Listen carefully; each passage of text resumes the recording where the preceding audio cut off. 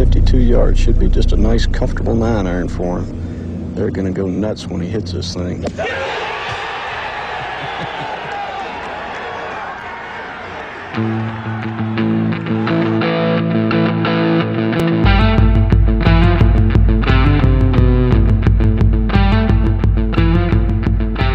Yesterday's price is not today's price. Yo, happy new year. Cheers. 2023. Welcome to the start of the PGA Tour season. You like long shots? You like hitting outrights? You're in the right place. This is the Preferred Lines podcast. My name is Joe Idoni. Welcome. If it's your first time joining us, we are proud and happy to have you here. If you're back as a seasoned member, it's great to see you guys again after about a month off. Be sure to like and subscribe if you enjoy any of this content whatsoever. I am just fired up to get this thing started. I don't want to waste any time before I even get into the course. We're getting the band is officially back together. Welcome to the start of the season, Chad Eckert. How you doing? Joey, oh my gosh. Thanks for having me, man. This is awesome. Here's to you. I should say, hey, everybody, cracking beers. Yeah, baby. Listen, to the 2023 season. I've got a little tequila soda. Happy 2023, Chad. Any New Year's resolutions for you to speak of? Shit. Not like in real life or anything, but in golf betting, probably try to hit one of those house bets this season. My God, I was a little, we went high in 2021 and we went low in 2022. We're going to get to that, I'm sure. Yep. But yeah, 2023, let's go. Let's cash some money. Nothing quite beats the house bet on Cam Champ. No, I think I peaked then. It's over. Glorious stuff. So here we are, Chad, the start of 2023, our annual first stop on the tour. It's the 25th consecutive season. They've now been at the Plantation course at Kapalua. We know the course well. My notes on it, obviously, like ridiculously wide fairways, bombs away, grip and rip on the tee box, huge putting surfaces, slow greens, like being a good lag putter, 3-putt avoidance, those things matter. A lot of people are looking heavily at strokes gained approach this week. I've got to, it doesn't really make a whole lot of sense strokes gain wise, Chad, but I've got short game factored in pretty heavily. And it's essentially just looking at the guys who have done well here. You have Kisner, you have Spieth, you have Zach Johnson. That's the one I mentioned, not Kisner. Spieth, Patrick Reed always did well here. Justin Thomas has a couple wins. He's got really sharp short game. Obviously, Cam Smith had the magic flowing last year. 3 guys broke the all-time PGA scoring record. What do you have on this place, man? What's the deal? Well, it sounds to me like the list you mentioned are Masters poppers. So maybe you do an Augusta comp. Is that a fair deal? But I don't typically go heavy into the strokes gain stats and look at all that stuff on the first tournament of the year. You kind of have to go outside of that. Since it's been a few weeks, months, some of these people, they could have totally changed their swing speeds. We know for a fact, Joe, that some of them have been engaged, gotten married, had kids, even got new teeth. It's also, is it a hit and giggle? Is it a birdie fest? Yeah. Do they care? Are they getting free money? So the motivation factor is a little bit there. I mean, it could be a vacation for some people. Yeah, it's totally like a rust shaker. But that said, once you get there on the weekend, you're kind of in it at that point. It's true. It's you kind of have to erase all form. So you can look at some stuff from guys from the fall, and I've found, like in my notes here, going back now, I'm all the way back to 2019 now in the notes section here on my Excel sheet. It just kind of pretty much says forget the fall. All slates are wiped clean. The majority of these guys have taken a little bit of a breather. They're back. Their swings are probably slightly different maybe than we saw them last time, just out of the nature of golf. They could have been making changes due to equipment. There's a lot to really expect, something that came from what we just saw maybe 2 months ago. To expect that to carry over, I don't think is a great strategy. More long-term form is what I'm looking at. And it's been a lot of winners from this 20 to 30 range, which is kind of nice at a 39-man field. Like, you can't complain about that. Cam Smith was in that range. Justin Thomas was in that range. Harris English was in that range. So we've seen a couple in a row. Any other thoughts to speak on, course related or event related? Oh, well, we could bring them up as we talk about the names because there are some that we have seen. I mean, there was a father-son event that a few of these people played in. The Hero, of course, Hero. President's Cup. We've seen Ryder Cup carryover, President Cup carryover. So not just from the winning U.S. side, but like I think I'm looking at a couple international names now. There's only so many names. So when I say that, I mean almost DraftKings wise, because there's how many bets did you even make on this board? A couple. Like what do you do with 39 people? I usually stick to a couple, 3, 4 max. We'll talk about those in a second, but in like a broader spectrum thing, give me like a hot take. Spill something on me for the season that lies ahead. What are your expectations? Do you think you see any sort of breakout star? Is there something unusual that you see on the radar that could potentially happen? I know we did this show last year around this time. There were some things we were very wrong on, and some things we were pretty nailed. So I listened to that a few weeks ago when I was over Christmas break. What do you think, buddy? Gosh, it's sad that we had to break up the band, but I do feel like the breakup was beneficial both sides. You've definitely found yourself in good positions. You've got a couple things going for yourself. Worked out well for me as well. I mean, the focus is back on DraftKings and on Wednesdays. Yep. When I have time at the office, typically not here in front of wives get mad at you. But Joe, you say that you asked me for a hot take. I feel real bad. I'm letting the audience down in a way. I wanted to get on here and I wanted to confess something to you. Yes, is that spill it, please. I don't have any confidence, bro. I'm lost a little bit. Oh no. I mentioned off the top that I had a really good 2021. We were riding high. We flew through those, fall, majors. It was great. We were on it. Momentum was great. I don't know. I must have had a lot of things going on in my life. Took a little bit of the eye off the focus of the touting and the boards and stuff.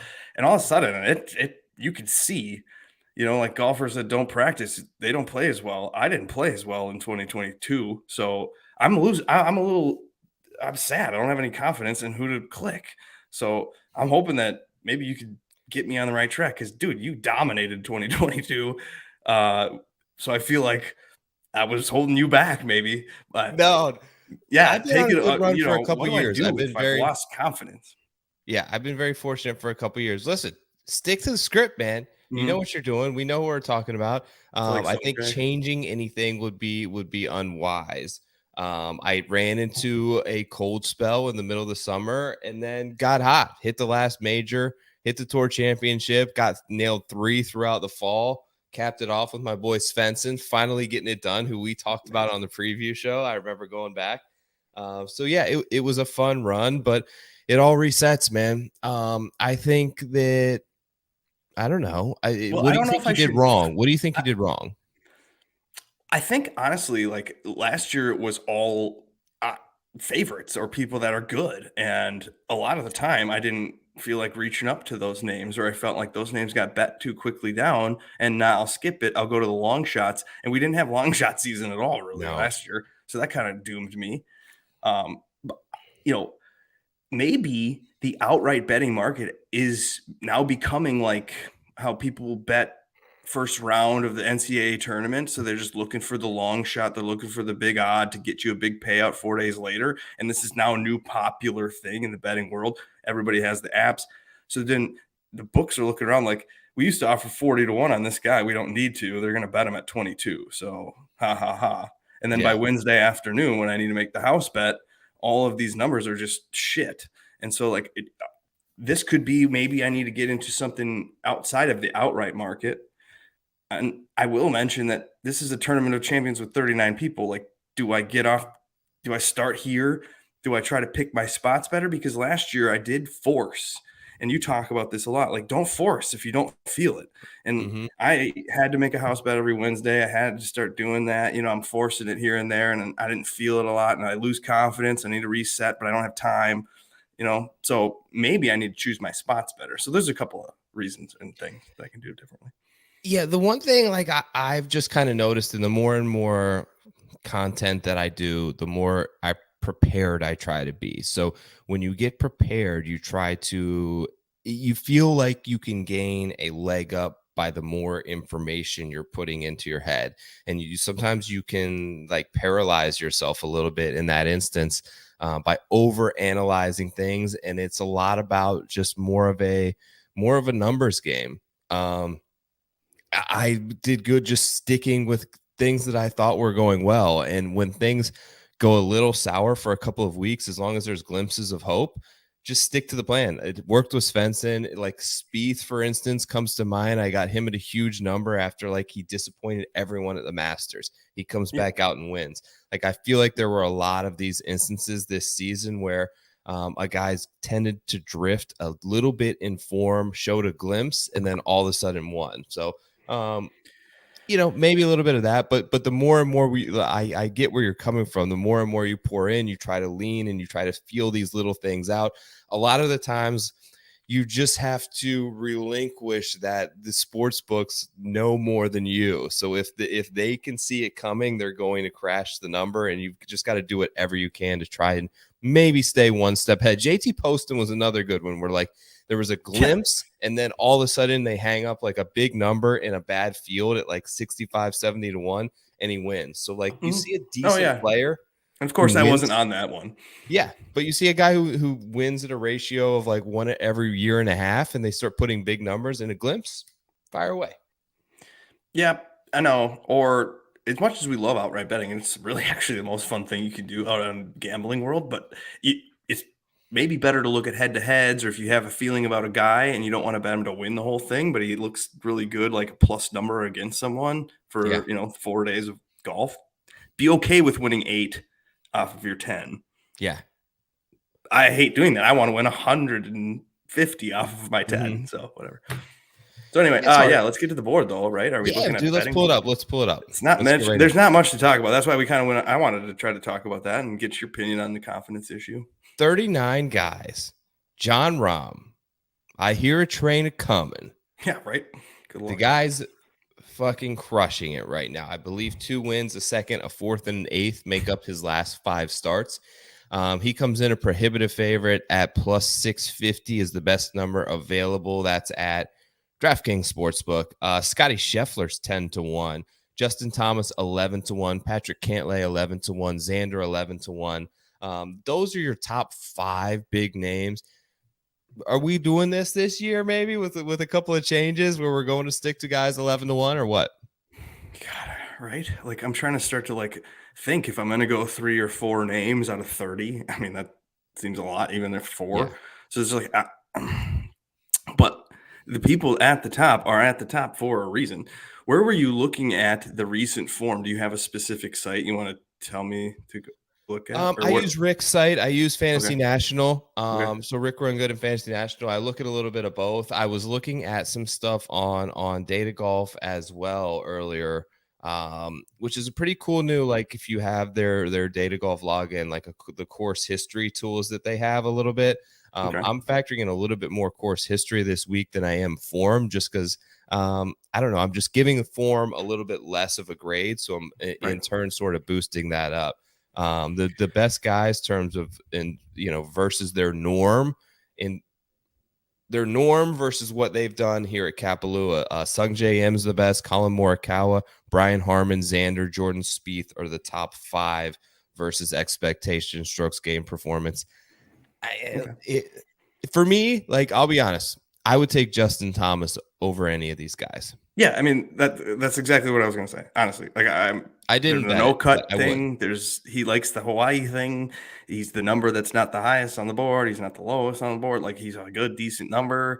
He's had a little bit of play. He's got the Tiger Woods hanging out in December. I mean, he's done a lot over the offseason. He's been in the high lineup. Hey, this dude got married too. Yeah. I saw him and his wife at Zoo Lights. I was frozen. So here's the good story. Cool. My daughter's on the carousel and my son is kind of running around with some friends and they have this, it's like a bear exhibit where you can see there's like little bear paws and you have to jump and hit the bear paw. So they have one at like, they're trying to illustrate how high a bear jumps, 7 feet, 8 feet, 9 feet, 10 feet, 11 feet.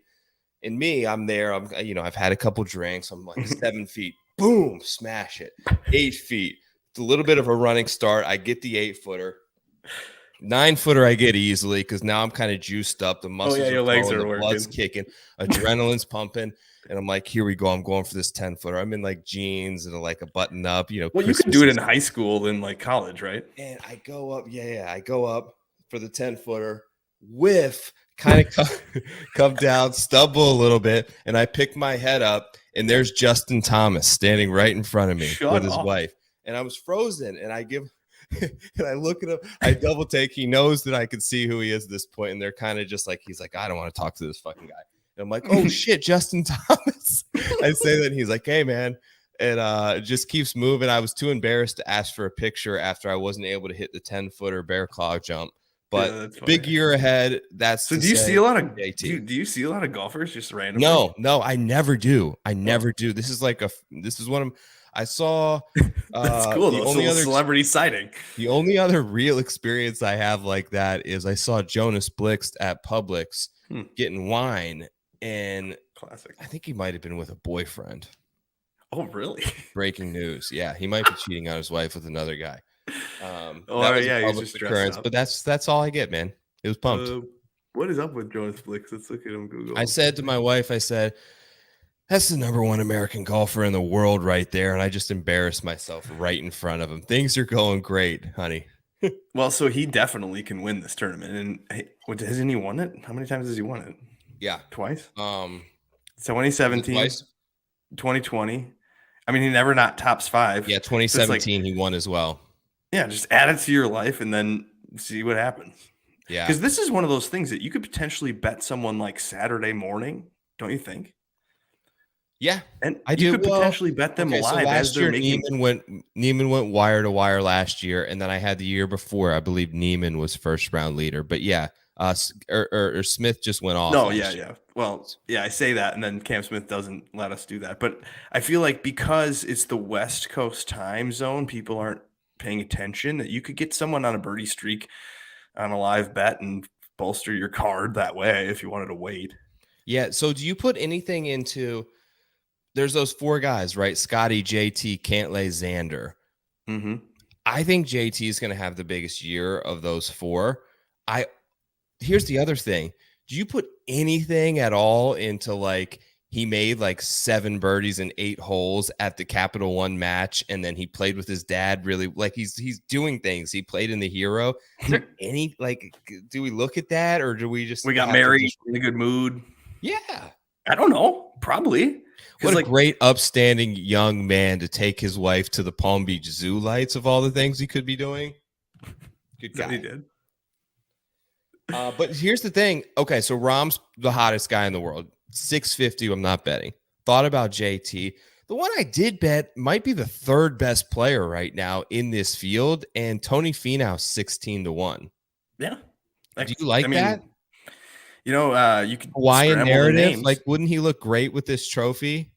Right. And it doesn't feel like something that he would be motivated to win it. I'm not trying to I do feel that as well. Pick psyche, but I love talking about narratives and psyches and non real stat stuff. Colin Morikawa has a little bit of that narrative as well, I believe, in terms of some family. Yeah. He's 20-1. Sungjae's 20-1, Victor's 20-1. Like, Finau's playing a lot better than any of them when they left off. And I don't love, this is going to burn me, but if I had to pick my one guy to sort of fade this year, it's Morikawa again. When looking at his victories, they don't come from his iron play. They come from short game and putting. Every time that he's finished first or second, he's gained like 4.5 strokes putting or short game, and he is not a good putter and he's not a good chipper. So like expecting that to happen for him to win when he's not proficient, like Victor's not a good chipper. Morikawa was barely better than Victor last year, and Vic's a lot better putter than Colin is. So like those 2 things had to go right on his run of victories. Now, can that come back? Yes. His iron play is not going to go anywhere. He's one of the top 5, maybe top 3 iron players in the world. The driver's smooth. The driver's going to hit fairways. but I just don't think he's going to struggle. He's going to miss cuts, and it's going to be tough for him to get back on the right track. And especially at these type of numbers, like, you're not going to see great numbers because they know the high end upside of him, but that's really hard to predict. A guy who doesn't normally chip and putt well to chip and putt well. So are you the type of bettor or person that clicks on DraftKings? Like, do you want to be first, or are you trying to see it first and then click it later? And then, because like some of these people, we've seen it go ebbs and flows and up the Yeah. roller coaster ride and down the roller coaster ride. And sometimes you're like, oh, this is the end. He got to the bottom of the roller coaster. It's my time. I'm going to click him today. We did this with Brooks for like the longest time, you and me. Yeah. So I feel like, are we going to do this with the whole? You might be right. I might try to do this whole year with Morikawa again, just because we've seen it. I mean, I've been what I try to do is like evaluate where I think the gambling and public perception are of a player. So Sure. those two barometers, and then where is mine? So I think that the sports books respect Colin Morikawa enough to never really give us a great number on him, no matter how bad of a 3-month stretch he's on. You're never going to get more than 30-1. I also think that the public perception on him from the majority of people that I respect and I'm friends with is that he's going to have a big bounce back year. Same. Yeah, I'm not quite there on either of those things with him. So that's where I just like sort of temper my expectations. And I'm much higher on Sung Jae. I would like to do a little bit Sung Jae higher on Bermuda. Vic, but I think that Morikawa is going to have more success in the majors than Hovland throughout his career, and maybe this year. But I think Vic might have a better season in terms of victories and top fives. Yeah, see, I can see where people are on the Morikawa thing because they're just like, they're not ready to like say he's not going to be elite anymore. So then they see that 20-1 number and they think, well, it's been 30, 60, 90 days. He's got to have it figured out. He figured out whatever was ailing him over last season. He's played really well here, a couple of top tens or whatever. So like, I don't know. I think that I can see why people are talking themselves into it. But then again, if you're going to bet anybody and you want to, and you have to look your fucking self in the mirror and be like, are you going to risk your money, your real hard-earned money on Colin Morikawa when Rahm and JT and even Scheffler and even Xander and Finau and all these freaking names are right there just a little bit above? Take a little less profit off of your plate, because this is why people are so excited about Morikawa too, is because it's like, oh, it's more profit for someone that has the same exact upside as. Did I lose you? I think Chad just dipped. While I wait for him to come back, here's a little further illustration on Morikawa. Wait, here he is. Hold on. Sorry. Hey, bud.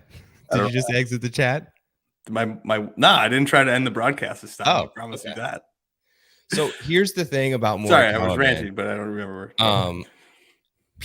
So John Rahm had not a great season putting, not a great season chipping, and people are going to, I think, put like Morikawa in this sort of realm similar to Rahm, where they can win despite gaining strokes putting and gaining strokes around the green. And I don't think that that's fair. He's not as good as Rahm. Like off the tee, John Rahm is number 1. Morikawa is 14th in the field. So he's barely above the midway point, and John Rahm is head and shoulders above. So what he can do, Colin can't necessarily do. Now, 39-man field, I don't want to get into a bashing Morikawa rant, but 35th in strokes gain around the green, 35th in strokes gain putting in a 39-man field. Victor, to illustrate my point here, is 38th in strokes gain around the green. Very bad there. 13th in putting. So at least he has something.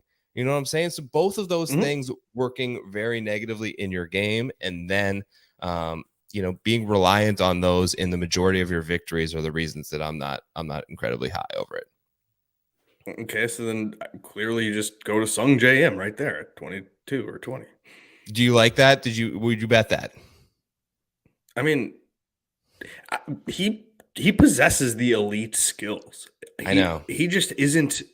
he isn't like he is supposed to be achieving now versus before we're like he's going to be someone and his potential is X, Y, and Z. I feel like it's like it's a little about we're close to what Xander felt a couple seasons ago, and maybe he still a little bit feels about the majors. There's been players that just we've expected more, and then now I'm like, okay, let me fucking see it at 20-1, dude. Really? You're gonna be a better bet than Morikawa, and I shouldn't just take one guy at the top who can actually win this event.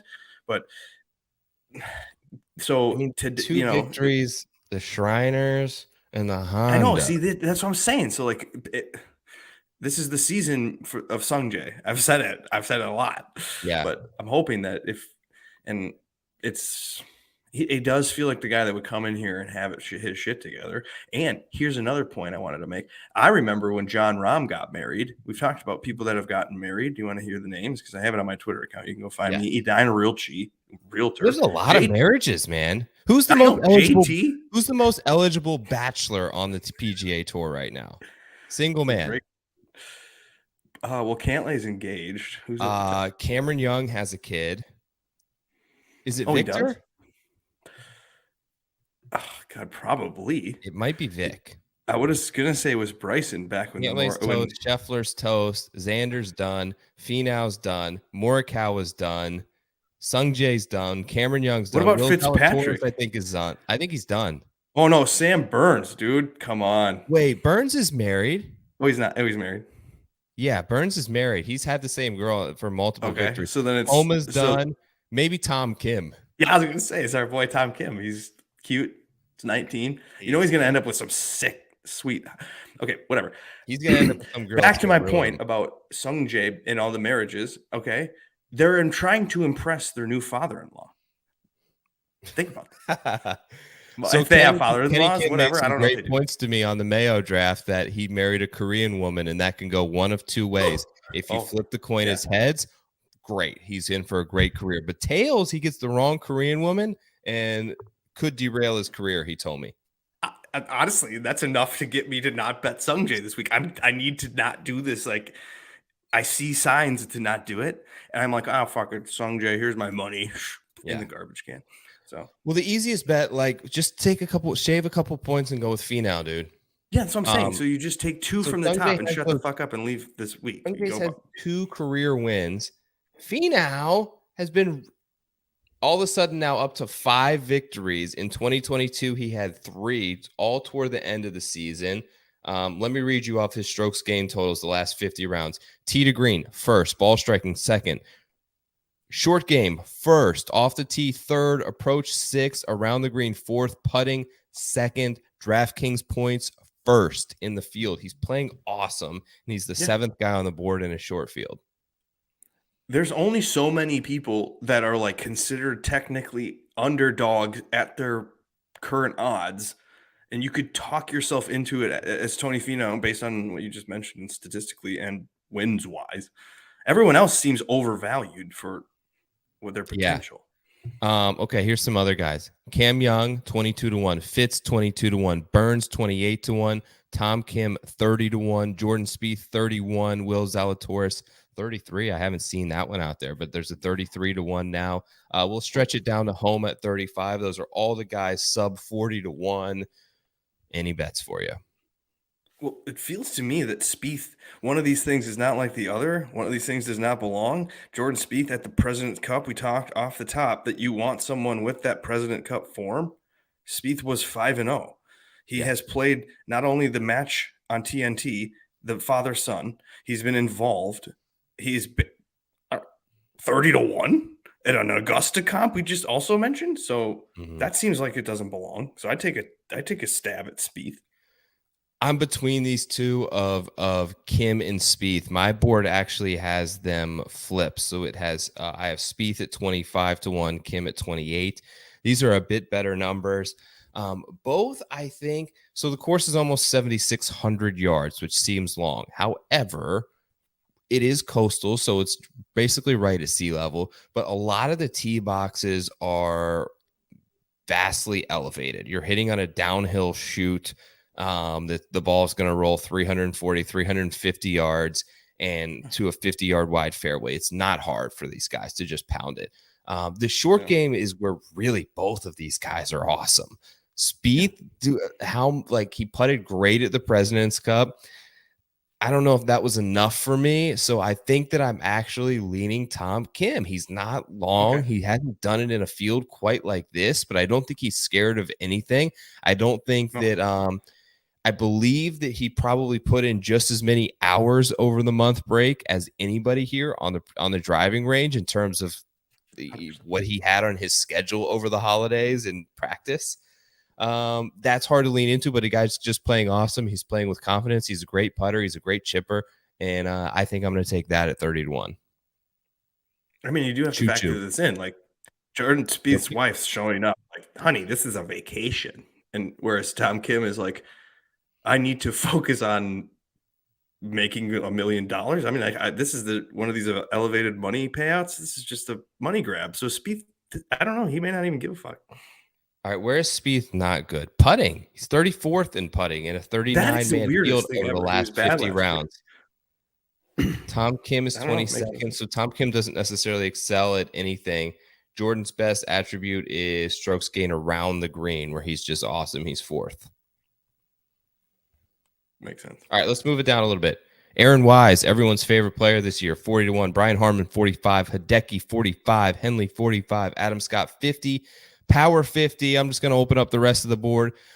Keegan, 60. Sahith Theegala, 60-1. Connor, 66. Billy Ho, 75. KH Lee, 80. The long shot bombs, 80-1. Hoagie, Hughes, triple digits, 100-1. My boy Svensson, 125. Poston, 125. Sepp Straka, Scott Stallings, JJ Spahn, Trey Mullins, Luke List, Chaz Ramey, Ryan Brehm. All huge odds.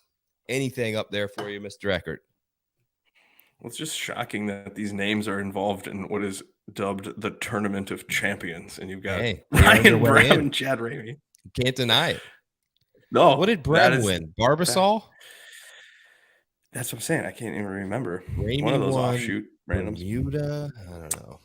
I do like KH Lee as far as if I was going to stab, but I'm not doing that. Like, this is more like you're trying to talk to me into DraftKings plays in the 7K range that you're going to have to fit in your lineup. And like, I feel like I made a few of those lineups that have KH Lee as a stocking stuffer saver. So I don't know. What's his odds? KH Lee? It's like 80-1. Yeah. Like, 80.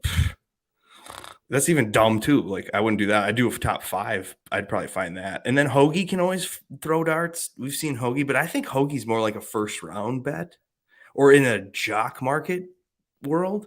Tom Hoagie might be a great buy off the IPO and sell after round 1.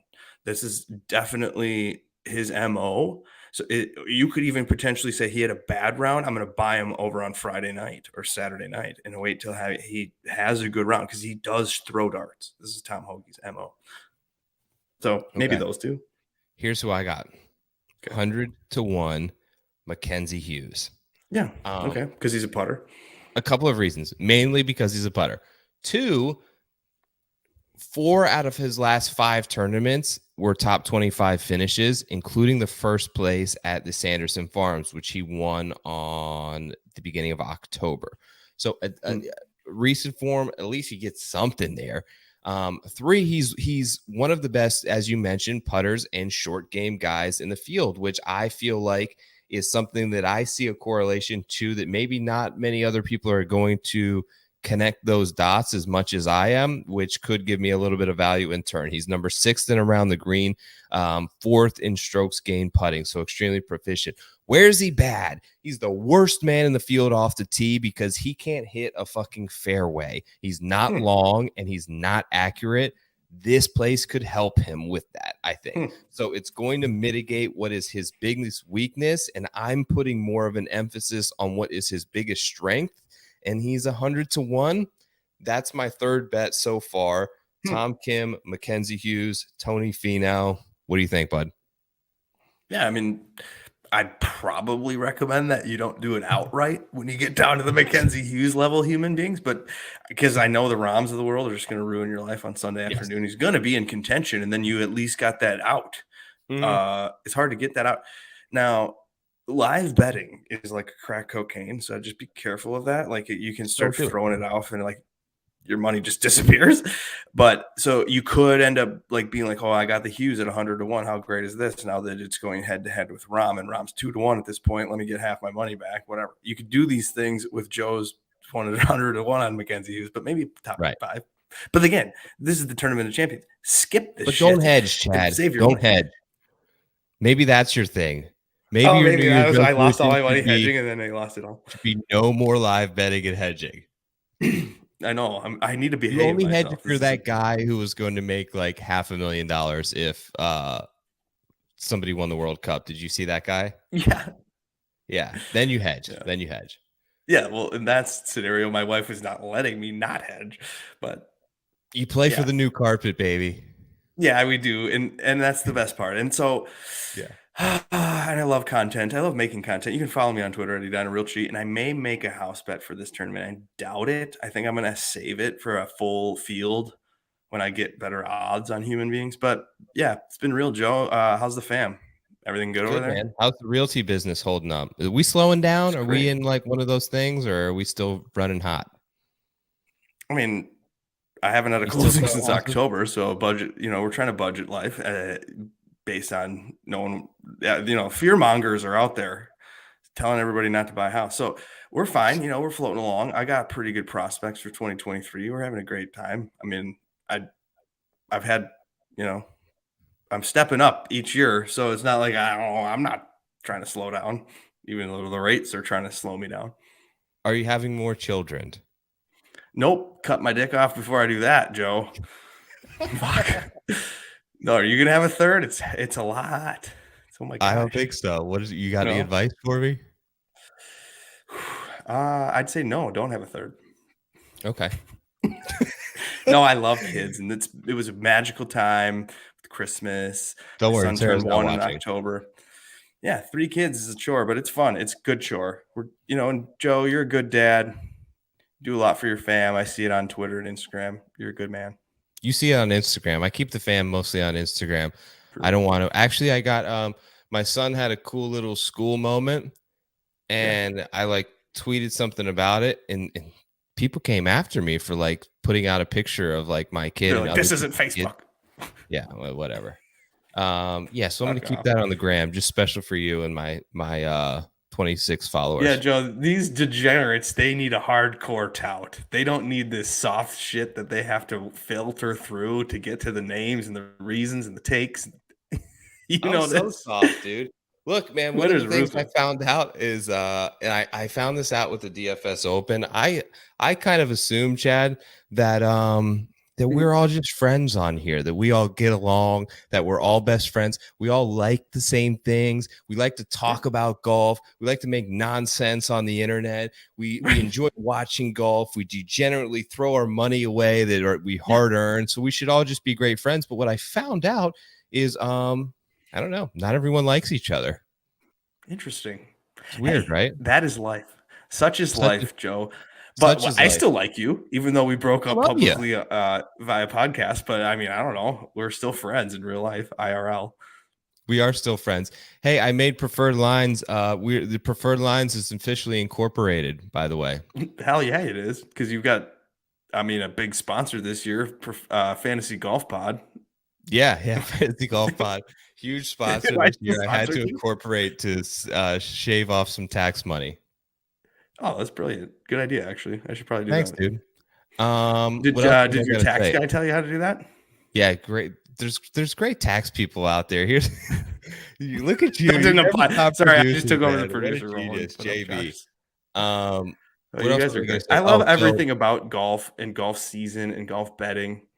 And I love it all. Don't you, Joe? And you're welcome to come on this Wednesday program on the Fantasy Golf Pod YouTube page anytime you want. If you can pop in, we'd love to have your face. I love it. I have the Jock Market show Wednesdays. What time you guys usually go? 4:20, or actually 5:20 Eastern. We're trying to say 4:20 Central. Oh, I see what you did there. A little SEO. What a nice time slot. You guys are great. Right before the drive time. You don't even have to watch it live. You just wait for it. We're going this Wednesday, right? Yeah, Wednesday. Well, all right, of course. Check chat out there. the founder, the godfather, the legend that began Preferred Lines himself, Chad Eckert. What a pleasure to talk to you. Good luck this golf season. We'll catch up in a couple weeks. Win some money. And don't end the show. I have to do my outro. Oh, cool. Yeah. Love you. Bye, buddy. See ya. Okay. That was a great show. Thank you to Chad. Thank you to you. If you check this out on the audio version, make sure to like, subscribe, sub. I will be doing some content this season. Excited and fired up to get in the dirt with the Tour Junkies guys. Always appreciate my people as always. Josh, Chad, check out their program as well. Wednesdays at 5:20 Eastern time. Thank you. New Year's resolution this year. Okay. Say no more to people. Say yes more to my family. So say yes more to my wife and kids. Every time I say yes to them, I never really regret it. I tend to overextend myself and say yes to other people that don't matter to me quite as much as they do. So my goal for this year is to say yes 1 or 2 more times. My wife says yes to everything. I've got to be that no parent. There's always a no parent where someone is always going to say, they can say anything. Can we go to Target? No, I'm that guy. This year, I'm going to say yes 1 more time throughout 365 days. No promises, babe. Love you all. Thanks for checking out Preferred Lines. I'm going to announce, okay, so this week, big week for me. I'm flying to Vegas on Thursday. Yes, and I'm going to be participating in a live draft for the Rick Run Good Fantasy League at the Wynn Casino in Las Vegas. I'm playing golf with the boys. It's going to be a great weekend. I'm going to announce my winner from the Tour Junkies Nut Hut contest to be a co-owner on my team, the Palm Beach Coconuts, here very shortly on the page. As soon as I get off the air here, I will try to do that. Thank you all for checking me out. This is Preferred Lines. I'm at Tour Picks Joe Idoni. Peace. Have a good one. Good luck this week. Cash a winner. Aloha. Later.